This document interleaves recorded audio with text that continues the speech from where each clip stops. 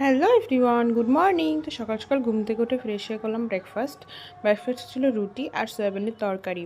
দেন দেখলাম আমরা মিশো থেকে একটা কিচেন স্টিকার অর্ডার করেছিলাম, আগে একটা অর্ডার করেছিলাম, তো এটা একটু অন্য অর্ডার করেছিলাম বাট পুরো সেম চলে এসেছে। তো ওটাই লাগালাম। দেন করলাম লাঞ্চে ছিল ভেন্ডি চচ্চড়ি, ভাত, স্যালাড আর ডিমের ঝোল। তো দেন খেয়ে দিয়ে আমি, মা, ভাই তিনজনে সবাই মিলে রেডি হয়ে চলে গেছিলাম একটু খাওয়া দাওয়া করতে। তো এখন সবাই ঠাকুর দেখতে যাচ্ছে আর আমরা যাচ্ছি রেস্টুরেন্টে খাওয়া দাওয়া করতে। তো আমরা এখানে চলে এসেছিলাম রানাঘাটে, ফ্লেভার্স অফ রানাঘাট, যেটা নতুন উদ্বোধন হয়েছে। তো এখানে আর আসা হয়নি, তো আমি এখানে গিয়ে চারিপাশটা ঘুরে দেখছিলাম। ভীষণ সুন্দর অ্যাম্বিয়েন্স, ভীষণ অ্যাস্থেটিক জায়গা।